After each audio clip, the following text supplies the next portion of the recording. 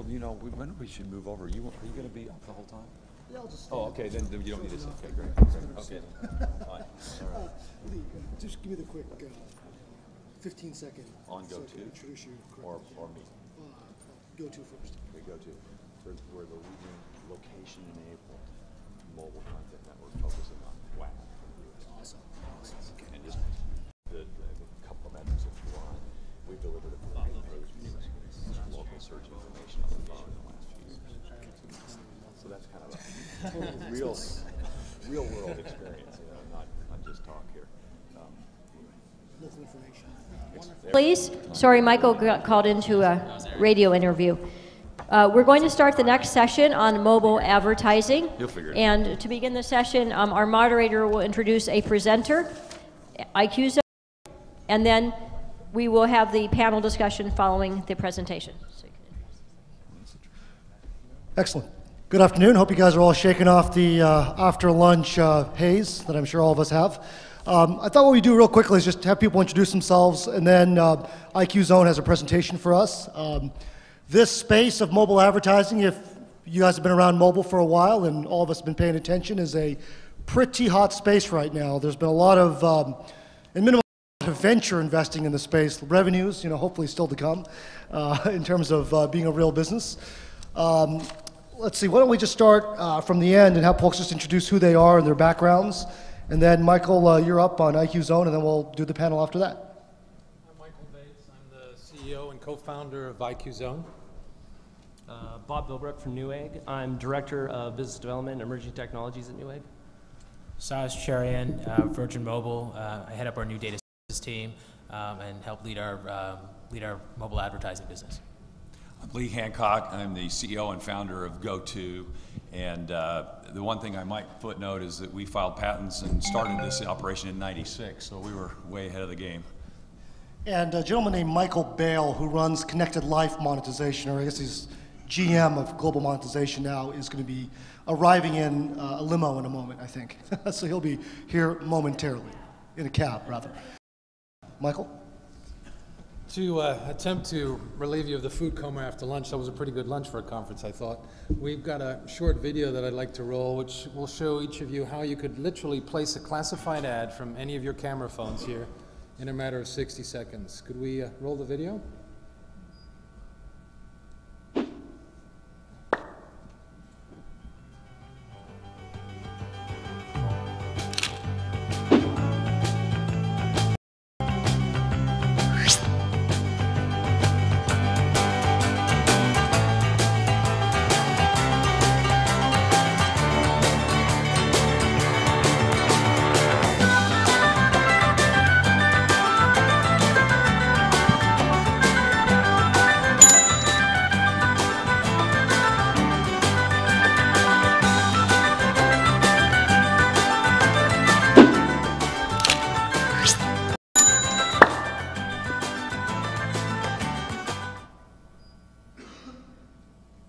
So did we alleviate the food coma, or slightly? We could pull up our PowerPoint now.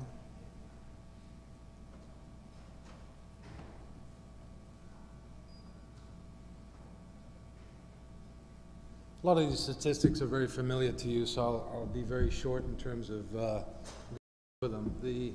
The market for camera phones is exploding. Those statistics, I'm sure, are very familiar for you. The statistics on the massive increase in text messaging and MMS messaging is also, I'm sure, very familiar for you. The market for classified ads is exploding, and there's obviously convergence between the mobile arena and the web in terms of classified ads. User-generated content growing also very rapidly. Content from the mobile phones hitting the web. Mobile social networking beginning, but also a very important segment. Advertising expected to grow to from 421 million to 4.7 billion, a massive market. This is just talking about the advertising in the classified space. Additionally, over 11 billion on a global basis. Generation Y, the handset generation, I like to call it. This is a massive force. It's very large numbers. It's age groups aged 14 to 27. The most technically savvy group around. These people are early adopters, they're used to the technology, they want to be able to use what they've already learned in the use of instant messaging and SMS as it applies to their ability to use mobile devices and applications like our own. What we have done is we've spent a lot of time on college campuses trying to understand how students actually interact with their phones, what they would like to be able to have in their hand on their camera phone to be able to populate a classified ad. We've created a large database of products that allows us to identify, based on a very short amount of data coming in a message and abbreviations, what it is that an individual is selling. So we get a picture, we may get an audio file, we may get a video file, and the accompanying text. If someone tells us it's an S80, and that's all we know, that could be a Volvo, it could be a Canon camera. The moment we get another bit of information, say AC, we know that's air conditioning, we know it's a car that they're selling. So we built this database that allows us to identify incoming information based on the limited amount of text that accompanies the picture to auto-classify an item and build a classified ad around the limited amount of text. So as you see in the slide, you've got an 02 LX470, and that gets expanded out to a 2000 LX470, the full price expansion.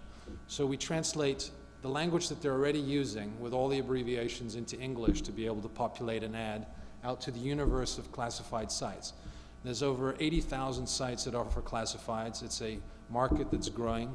Groups and communities wish to build classified sites around what their central group is about, and we empower that from the mobile phone. This entire process takes less than 60 seconds. You could do it now. All you need to know is add at IQ Zone. You could take a picture of the laptop that just sit in front of you or the chair next to you and create a classified ad for that item.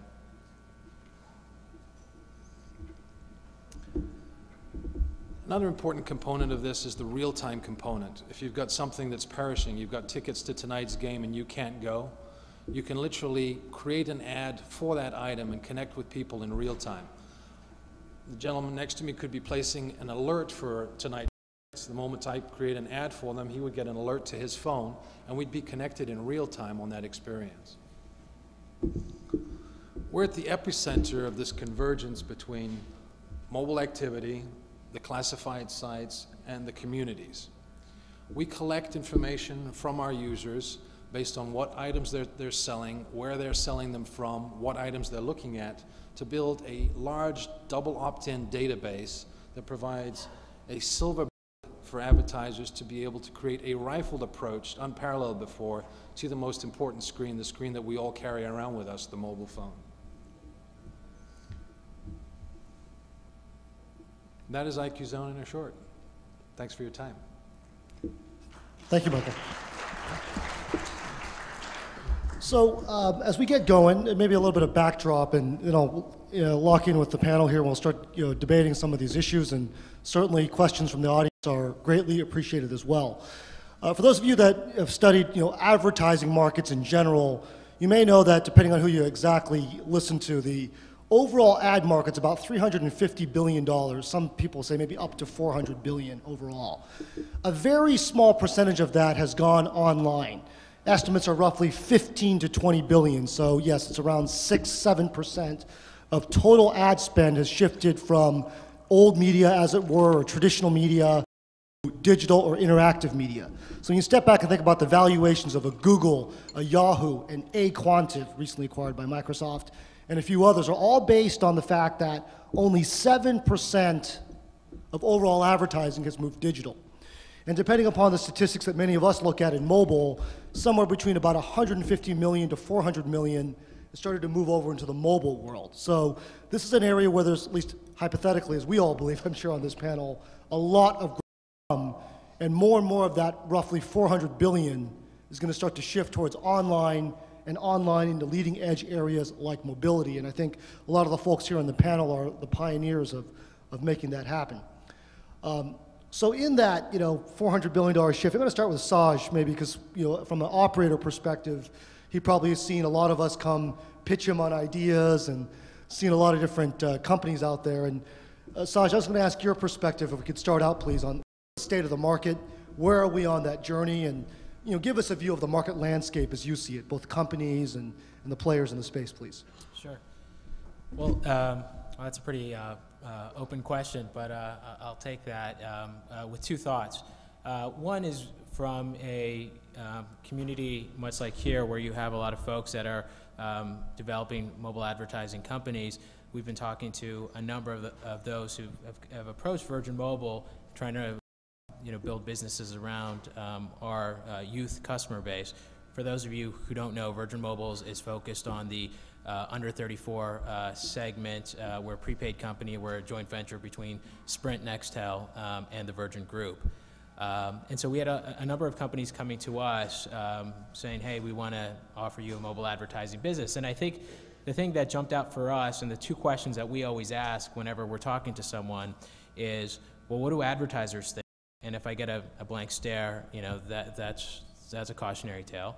And then what do users think? Because fundamentally for us, mobile advertising is about bringing the advertising community together with our users, and we as the carrier seek to broker that engagement. We were talking to a number of advertisers who actually came to us and said, we want to talk to your youth demo that old media is having a hard time to reach. And so they said, to get onto your website, we'd love to get onto your handsets. How do we do that? And before saying no, we said, well, let's ask our users. And it's really interesting in the discussions we had with the advertisers. A lot of them that come from TV, the old media, if you will, look at the mobile phone as a small TV.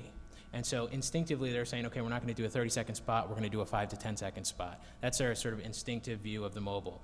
Then you've got other folks that have found religion internet and on the interactive side, and where some of those dollars have been moving, and they look at the mobile and they say, well, that's just a small web browser, we're going to put banners on that. And so they look at it from an internet perspective. For us, we're not sure exactly how it's gonna shape out. I think the next 2 to 3 years are going to be very telling. We've seen a lot of experimentation in the last couple of years, but we're pretty sure that it's not going to be just the TV or just going to be the internet. It's going to be something fundamentally different. For us at Virgin Mobile, about a year ago, we decided to actually talk to our users and say, what matters? And 4 things they told us: it's got to be on our terms. And so we asked a little bit about what do they mean by your terms? And they said, 1, it's got to be opt-in. I've been shouted to my whole life by brands and consumer product companies. We want to change that exchange. So it's got to be opted in. So whatever you do, we want to be able to control the dialogue. To be opt-in. Secondly, they said, my time is valuable. I expect brands that want to talk to me to value my time, and so you got to reward me in some way. Virgin Mobile, you're my mobile company, give me minutes. Third, they said, content, it's really important that the content is relevant and entertaining. We expect that from you, Virgin, given your brand and your customer experience. So whatever you send us, it's got to be entertaining and relevant. And finally, they said, we want access to unique stuff. Give us special, access to content. We want deals. We want discounts. Give us something special. Give us access. So we took those 4 things and we developed this service called Sugar Mama, where our users earn airtime in their spare time for engaging with brands. And it was deliberately online and mobile because our users, and again, the under 34 segment, 81% of Sugar Mama customers are under the age of 34. Move very fluidly between the online experience. So I think I would just kind of close by saying we see mobile, at least initially as an extension of online, and so you can see those dollars moving from traditional TV to the interactive space and towards the mobile, and we're not sure if it's going to be mobile alone, and so that's why we've started out with a cross-platform play. Thank you, Sach. Lee, coming at you with this next question. So, the topic of mobile advertising having a location component has been part of the discussion for quite some time. I remember when I was at phone.com, which then became OpenWave, we talked a lot about, everyone's heard the Starbucks coupon story, right? If you walk by the Starbucks. And for a number of reasons, at least the early days of that didn't quite happen as we all hoped it would or expected it would. And Lee, maybe you can give us a perspective on that and kind of where GoTo is today and growing location services and location advertising, please. Yeah.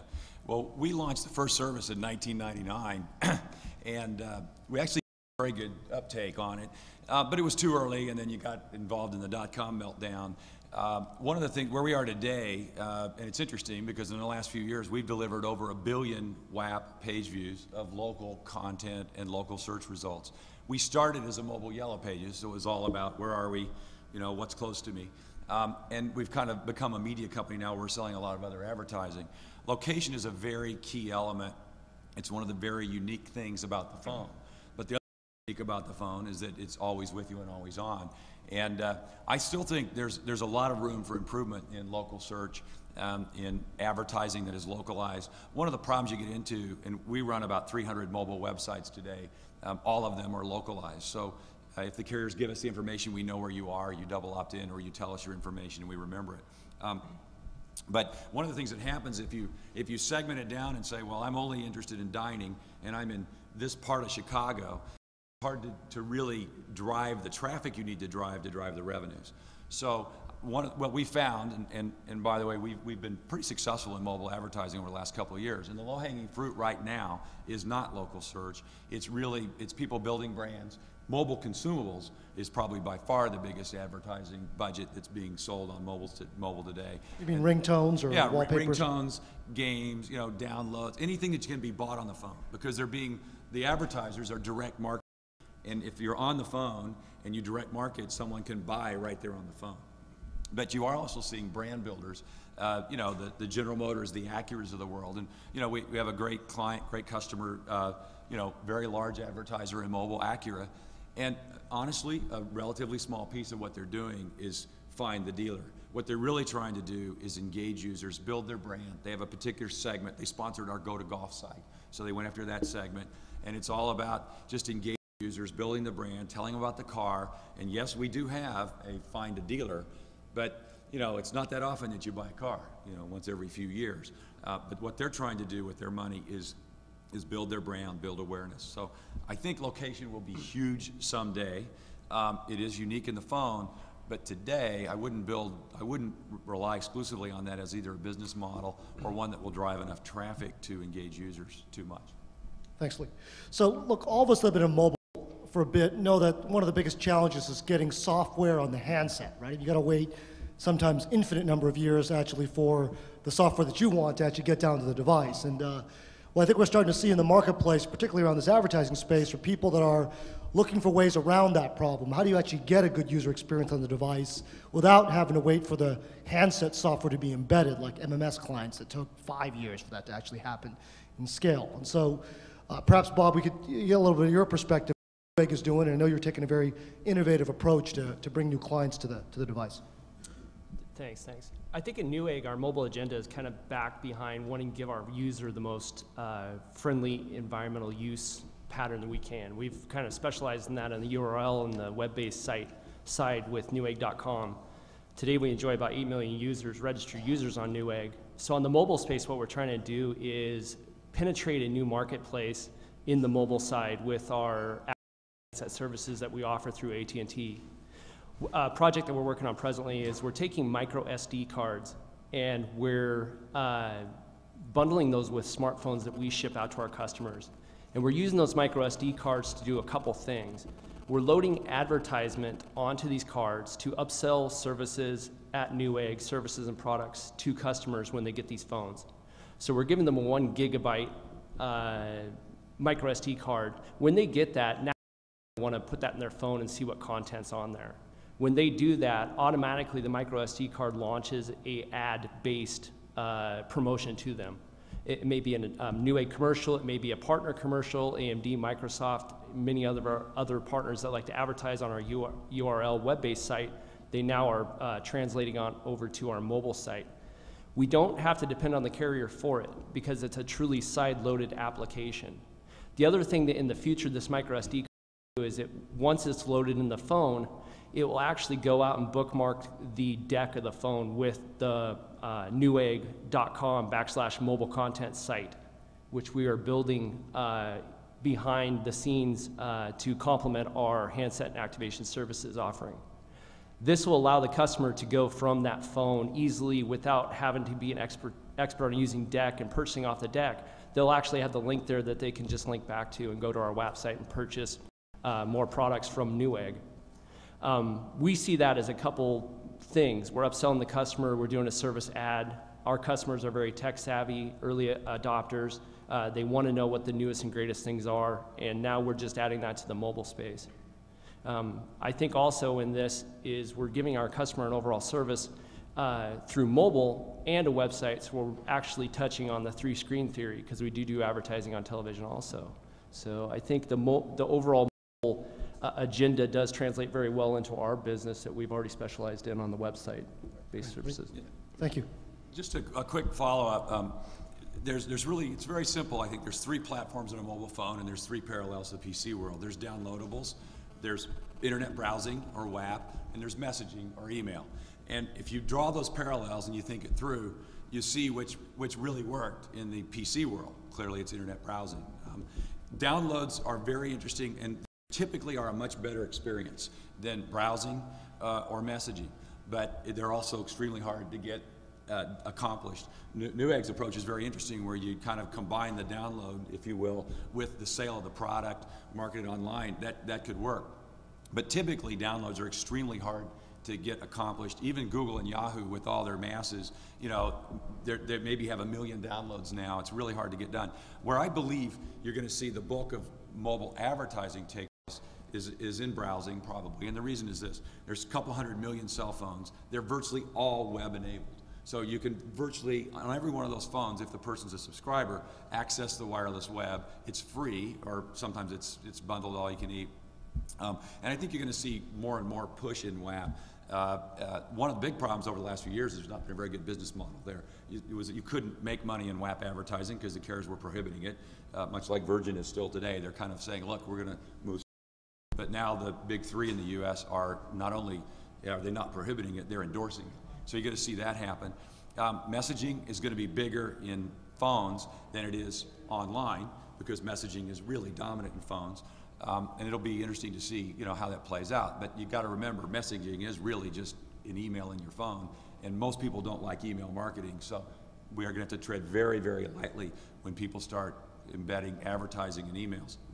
And then downloads, we'll see how it plays out. But it is hard. And but those are the 3 places to look at, and it'll be interesting to see which one prevails at the end of the day. I personally think it will be internet browsing, just like it was in the online paradigm. Well, Lee, it's a great point you bring up, and I want to conjoin that with a point that Saj was talking about a moment ago. And so I want to frame this question around the subject of ad units and what is the future of the ad unit in mobile, and perhaps get each of you to comment on it. Just to frame the question a bit, I'd say, those of you that maybe know the history of advertising know that the very first TV ads were first radio announcers reading scripts to the television camera, because no one in the new TV world knew what a TV ad was going to be. They only had come from print media and from radio media. And so literally before there were soap operas, the Procter & Gamble ads of those days, you know, I was required once to listen to all this history when I worked at P&G. You would literally have watch these ads of this guy reading his script to the camera. So, you know, when we look at the early days of online, you know, people tried doing, you know, radio streaming, or they tried banner ads, and things worked or didn't work to different effectiveness, till a company like Google figured out that CPC text ads was a pretty good ad unit and captured the majority of the value in the industry through the CPC text ad unit. Actually, they didn't invent it. Others invented it, actually. So with that as a backdrop, I guess I'd go down and start with Michael at the end there as a starting point of, what do you think the winning ad units are going to be in mobile, and how are you guys approaching innovating on that from your own company, if I could ask?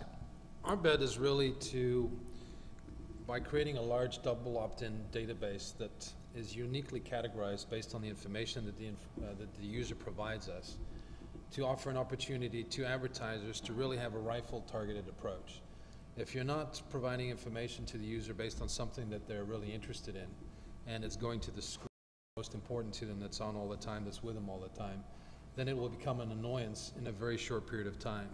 In talking with students on the campus of Arizona State University, which is really the bed where we designed our product and the experience of using a mobile device to create classifieds, they're open to receiving information back to their phone.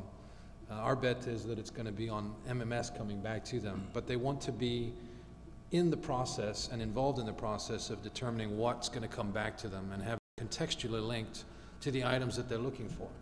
A comment was made about the investment that Acura is making in this space. If you're selling a car and you're using a classified to sell that car, you're obviously in the market for a new car. It's an opportunity for Acura to come back and send a specific offer to you that's unique to you in terms of pricing and an availability of an inventory that's in your given market, so that you know that there's something there that you could actually take an opportunity to look at that's real. Contextually linked advertising, I think, is important. I think that's really the silver bullet in the space, to be able to understand what the user's really interested in is the essence of it. And how you build that, I think, is one of the solutions is us. There's numerous other ones out there. The more we learn about the user based on what they're selling and what they're interested in, both from a browse and a sell standpoint, the more we can offer a rifled approach to advertisers to attract that screen. Back to you on the topic. You raised the issue, and I know you're still innovating on it, but what's your best crack at what you think if it's not the 10-second ad, what do you think it's likely to be, or what are you guys experimenting with? Well, I think you have to step back and ask, before you say what ad unit, you have to say, well, what's the advertiser's goal? What's the objective? Is the advertiser trying to develop a dialogue and actually engage with the user, or are they more focused on sort of reach and looking at impression-based vehicles? And so I think you got to first, and I think advertisers are doing a mix. And so I think that's the first question that you have to ask. I think, for us, we've started out by focusing more on the engagement side, less on the impression-based view, because what we heard from our users was that they wanted the two-way interaction. So, but interestingly enough, we heard that they didn't want to do it with video on the mobile. And the fact that our users move pretty fluidly between the PC and the mobile led us to believe that video online with the Sugar Mama platform, but engaged on the mobile, via text messaging and having sort of text dialogues. So I would say that, the one thing I would say though is that while there's, a lot of the larger carriers have been gone after the impression-based view with the web banner ads, I wouldn't say that we're moving slowly. I think we're just moving a step ahead of our users. Remember, Virgin Mobile is a prepaid carrier, so if we do anything to destroy the experience of their value proposition, our customers can just leave us tomorrow. We don't lock them into 2-year contracts. And so I think for us, we are really working with our users to understand what they will and will not accept. And so I think the jury's still out in terms of sort of this impression-based advertising and whether or not users really want to see that. So I think that's why we're moving, I would say, carefully as opposed to slowly. And by the way, moving slowly is a compliment. I share your view. The number one thing in this whole space is users are first. Users are king. Sure. And if you do anything to upset the users, it's going to be bad for the carriers, it's going to be bad for the publisher content providers like us, and ultimately it's bad for the advertisers. So I think everybody's moved slow, and I think that's a compliment. I think the carriers have to do that. Where they're not moving slow is off deck. And that's frustrating the carriers in a big way. But there's really not much the carriers can do about that, or at least they haven't done that yet. But moving slow is a compliment. But how successful is your Sugar Daddy program? I mean, how much time are people actually spending in that space, and how many minutes are you giving away to get them to get there? So Sugar Mama, we have, as of March, 330,000 users. It's grown about 1,000 users per day. Users have earned over 7 million minutes. They are spending, on average, even though we've only asked them to spend a minute or less than a minute with a given piece of 30-second creative online, they are spending about 100 seconds. They're going to the website of the advertisers.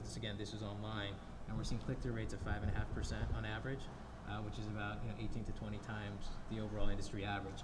On the mobile, we're seeing completion rates as high as 30%. So in terms of users responding correctly to a text message and a keyword, on our surveys, we're seeing 99% completion rates. So we're seeing, for that user base, that 300,000 plus users, a high level of brand engagement. Michael, you want to come up and join us? Michael Bale from Yahoo. Thank you for joining us. As Michael gets settled in here, let me hit another topic, and then we'll come over to Michael on the next one. Talked a bit about, I think there's sort of agreement on, the opt-in nature and not irritating the user has got to be a big part about how this segment of the industry develops. So I think there's very much agreement on that. A question on what is the role of the mobile operator? And Lee mentioned a comment a moment ago about, quote, off deck, meaning, obviously traffic coming not from the operator portal, but coming perhaps directly to some of these WAP or websites. So I'll throw it open to the group and to comment on, what is the blend of on-off deck that's going to occur? And as that world evolves, however you think it's going to evolve, what is the role of the mobile operator? Maybe we'll start over with Bob again, and as a starting point. Way across. Well, I think at Newegg we've always valued the customer's opinion. That's kind of how our community grew so fast, is our customers ask us for information. They participate and they give reviews on every product. We have over 5,500 product reviews at any one time on our site. So I think when you value your customers and you give them what they want, the mobile strategy for us at Newegg kind of centers around that. We want to provide information to our customers. If that's application that they buy with a technical piece of equipment they buy from us, so be it. We use the mobile operator in that sense, as far as like AT&T, to supply the product that the customer wants. Now, we're doing value adds that are upsell items to them to make additional dollars off of that traffic that comes through our site. So what we choose to mobile advertise or even advertise through our website space is dictated by the customer. We have customers system that log on to Newegg every morning to see the deal of the day. Our user demographic is the 18 to 35-year-old, middle income, early adopter, technological savvy kind of customer. And they don't need to really be marketed to or advertised to, because they're telling us what information they want to get. They're telling us what product deals they want to get, and that's what we build our business around. So the mobile space for us is very easily translates from the web-based site over into the mobile site, because for us it's just another medium to reach our customer and give them what they want and what they're demanding, and it stays with that consistent message, turning that traffic into a dollar sign at the end of the day. So Bob, I want to push you on this a bit, just to pin you on this a little bit, is, so to that point, I guess what you're describing, which I personally agree with, is that a lot of the traffic is going to come not necessarily with the operator or through the operator, but potentially off deck. I think the majority of your traffic is almost by definition, with the side load of SD card, is off deck. Am I characterizing that correctly? Or? That's correct, because I think as we develop the model, we are positioned in a very unique place within the value chain for the customer. Usually the customer, to buy a mobile device, has to go down to a kiosk. They have to deal, they have to interact with people. They may have to wait in a line. They may have to take a number, whatever it is. We enable the customer now to buy that device and the activation and service plan over the net. It's if they order it by 2 o'clock on Monday, they'll receive it by 10 a.m. on Tuesday. And they don't have to deal with all the hassle. They don't have to drive around. What we're doing is we're just taking those activations, handset activations and services that we're offering with AT&T and T-Mobile, and we're adding value services to those, such as off-deck content, other browser-type applications that we're talking with Yahoo about, and different things like that we can offer on those micro SD cards to side-load it into the phone and give value to our customer. They're asking for these things now, and we want to just meet the customer need. That's always been our creed and objective at Newegg to do that. So we see it translating like that over to the mobile space also. Michael Bale, can I come over to you on that topic? I mean, I know you guys have cut a lot of successful deals with operators, and obviously Yahoo is a powerful brand in and of itself that can draw users directly to Yahoo Go experiences or otherwise. How do you think about this blend of working with the operator versus off-deck, and they're not necessarily mutually exclusive? I think that's exactly right. There's a dual approach in our world. As advertised, I believe, in the brochure, we have a relationship, by example, with Vodafone in the UK, where we work very closely with them, as well as their publishers, to define how to go to market for advertising solutions for the Vodafone Live portal. In that marketplace, I think there's more clarity to what on deck is. They essentially have a proprietary markup language where all of their partners have to publish towards. And so with all of their hundreds of partners, we're jointly approaching to our proposition of enabling monetization to occur through advertising from Yahoo sales and technology. In addition, that isn't just the mobile web environment, it's also inclusive of game publishers and other parts of their ecosystem. Now that said, in the United States, I think there's more of a stronger line between, quote, on deck and off deck. Inevitably, as you browse beyond the category menu structure of a Sprint or a MediaNet, and you get beyond the teaser headlines and ultimately land into an into a Weather Channel, into a coveted publisher source, you look up the link address, you're essentially off deck. For all intents and purposes, it's the exact same environment had you gone and browsed that page yourself. So part of our strategy for the mobile publisher network that we announced at CTIA, including our colleague here, Lee from Go2, is inclusive of those volumes of pages and respectful that the carrier's role can be multiple-fold, but the primary enablement that they can accomplish is allowing access to that coveted data that often that they have that the itself not. And in terms of Yahoo, we're quite privileged because for the most part, it's a logged-in experience. We know a lot about our users, we know a lot about their behavior, both on mobile as well as PC, and we leverage that data that's proprietary within our universe, both for ourselves and our partners, to create a nice opportunity for marketers. Carriers should be able to have that same approach without ultimately owning the inventory. There's a nice dual balance to allow them to take that data while anonymously preserved and expose it to publishers as part of their value proposition. Michael, come to you on the end. Get your view on this. You work with all of these players, and it being in the network or the center of the Venn diagram, as I understand it. What's your view on where this is all going to shake out? Although we don't require anything to download, or we can work on any carrier without having an application on your phone. Being on deck is, of course, a great benefit, but not an essential component for us. I think there has to be a unique balance between how someone interacts with a carrier and how someone interacts exclusive of the carrier in terms of being in an off-deck experience. To us, it's unclear how that's going to shape up for us. We're very new in the game. We're just coming out of the gates. So I don't really have a direct comment on how that will shape out for us. We're just going to let it evolve naturally. Thank you. Lee? Yeah, I think it's really important. These are phones. There's 210 million of them in the U.S. They're controlled by 5 or 6 carriers, and they are incredibly important in the mobile chain. And I think people that try to go around the carriers are ultimately making a mistake. You have to if you're adult content. You have to probably if you're gambling. But in other cases, the carriers are going to have a very important say. These are their users. They have to protect their users. They have to make sure that the 7-year-old daughter doesn't get a hold of dad's phone and wind up in some bizarre place it's supposed to be. And honestly, if the on-deck experience and off-deck, I know right now there's companies that they run an off-deck site and they run an on-deck site and they're different. I believe you're going to see pressure from carriers saying, look, if we're going to put you on our deck, your off-deck site needs to match the on-deck site because the user doesn't know how they got there. And I think the carriers, they're in a tough spot because people want freedom. People want to be able to go anywhere.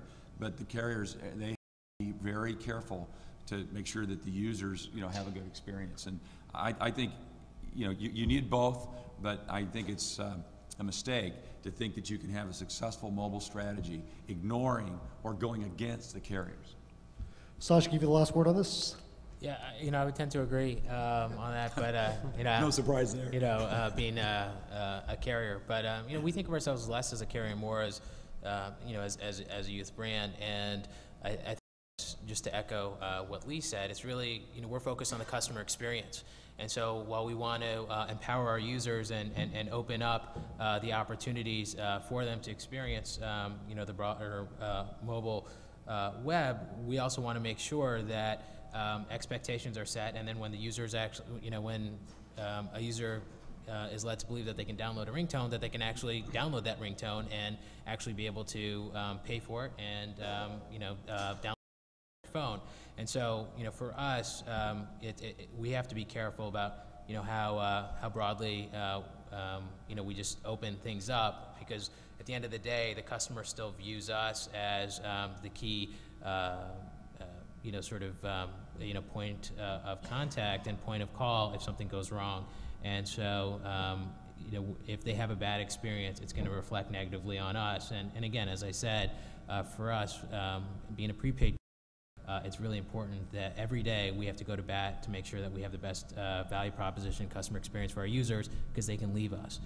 And so it may be a higher threshold and higher bar for us than maybe for some other carriers. But that's the opportunity that we see.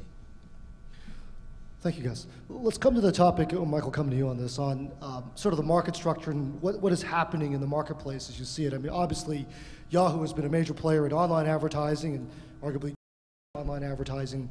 And in mobile, there's been a lot of moves, as I think most of you know, in the last couple of weeks. So there was a company called Screen Tonic in Europe that got acquired by Microsoft, or MSN. Microsoft then later spent quite a bit more money, as you may know, to buy, or at least put an offer out to buy aQuantive for $6 billion. This, of course, was followed after Google bought DoubleClick, or again, put an offer out to buy DoubleClick a couple weeks before that. And I think on Tuesday of last week, it was announced that Third Screen Media, which is players in mobile advertising, at least starting out, was recently acquired by AOL.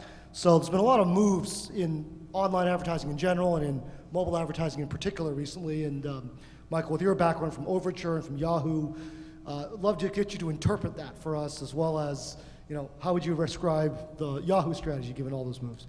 I'll probably focus mostly on what Yahoo's trying to accomplish. I can't necessarily comment on the competitors. I think it validates the space. All boats rise, especially overseas where there's more advanced approach. Historically, Screen Tonic has been around for several years, as has Third Screen, and done a wonderful job, in my opinion, in both cases, educating advertisers and publishers aloud of the value proposition of mobile advertising. Unique to Yahoo, we're taking a dual approach similarly, and that is converged opportunities where our traditional media play on whether it be video and extending that to mobile. We have a relationship with MobiTV that allows for that now, or especially and extending those campaigns to become more mobile enabled. And that's why I was late, my apologies, spent the day yesterday in New York with over 400 advertisers and agencies talking about that. How do they extend and develop a mobile strategy? Without a mobile strategy, we're wasting their dollars and we're wasting our time. So that's core focus for us and I think our competitors. And then secondly is appreciating that mobile is unique. So as much as we build from the top down, we have to build from the bottom up. And in those capabilities, we have to develop ad products and new ad formats specific to mobile, and that would be things like, and we've been very public around this, in-game advertising and application advertising, video I just described, and then most interesting enough, SMS, which is a unique medium within mobile itself. And so right now, with our partnership with Vodafone, which is the actual authority to govern SMS messages back and forth, we're working together to develop a value proposition to the user that in exchange for certain accommodated advertising as spectrum, the user will receive benefit of either reduced or outright free pricing for those applications and services. And so we're in a unique position to allow us to kind of listen to what the carrier wants to do in a market as established as the UK, bring those best practices as well to operators that we haven't yet announced relationships with here in the US. Thanks, Mike. Why don't we go to the audience? If there are any questions, we can take some of those now. And yes, sir.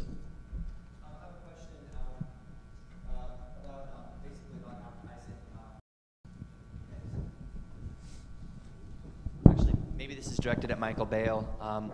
So you guys are doing a lot of making a lot of progress with Panama right now, and I just want to ask a question about that kind of dates back, I guess, to I guess you could say the 90s, where online advertising kind of fell down a little bit.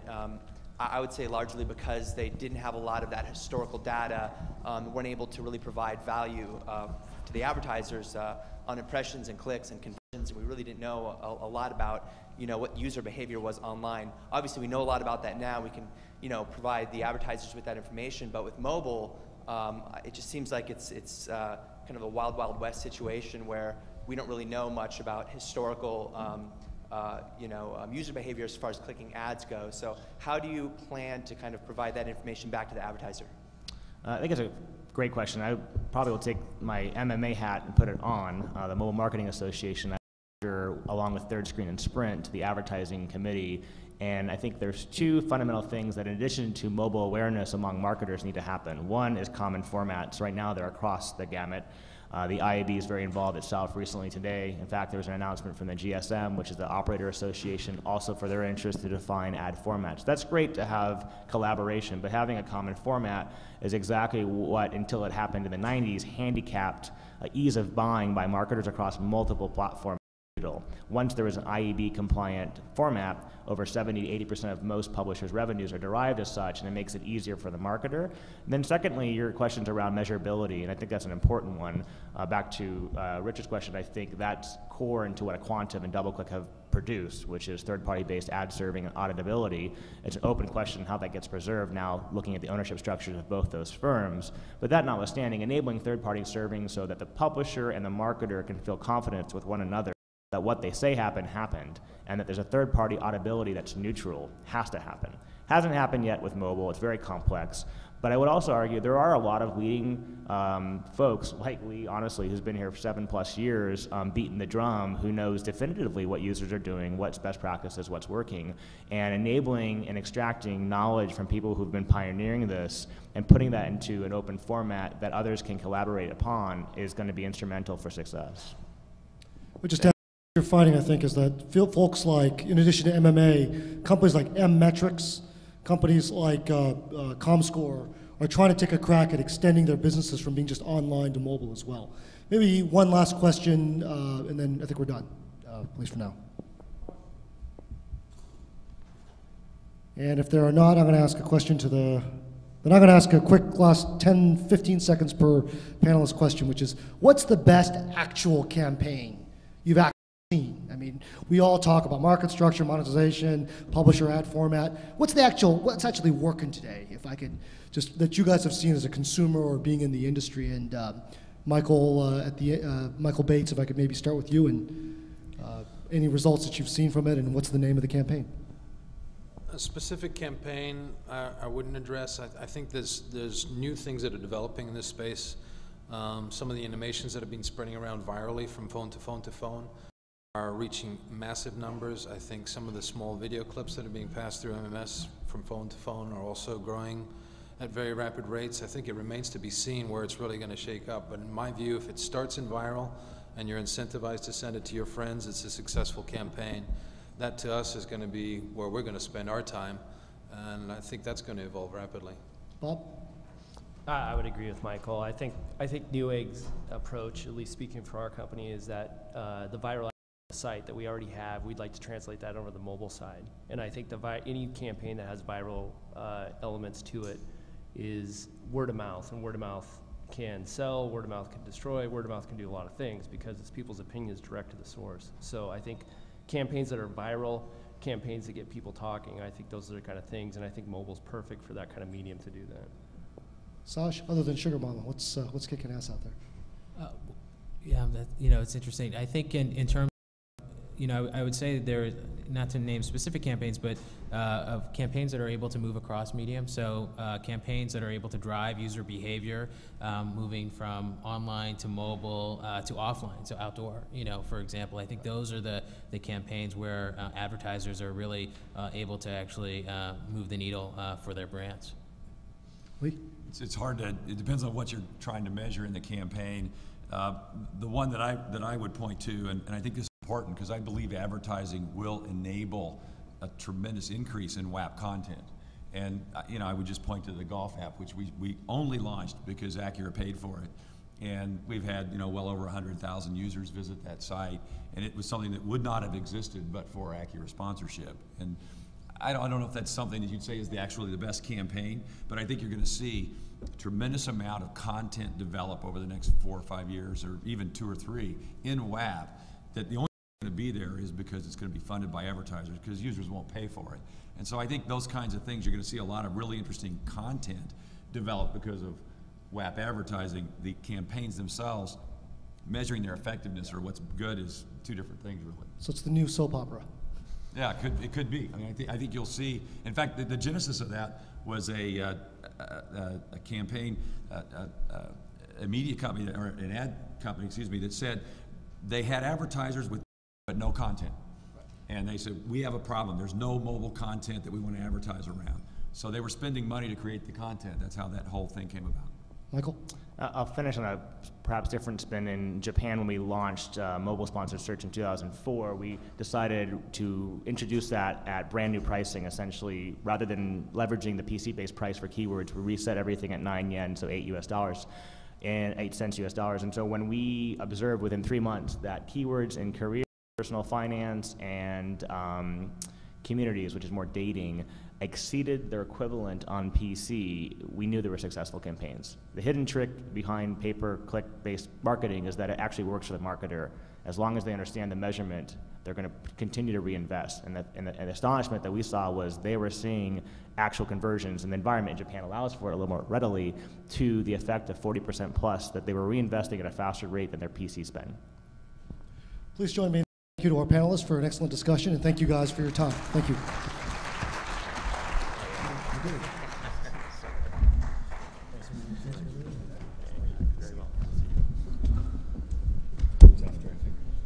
I was landed at 1:45 in Burbank. Oh my gosh. And then they said, oh, the other plane will leave for 20 minutes. So it was like Friday March. I'm here, but I'm not here. Right. Yeah, it's just painful. Hey, it's nice to see you again. Hey, good to see you. Yeah, very long. I ran into your colleague the other day.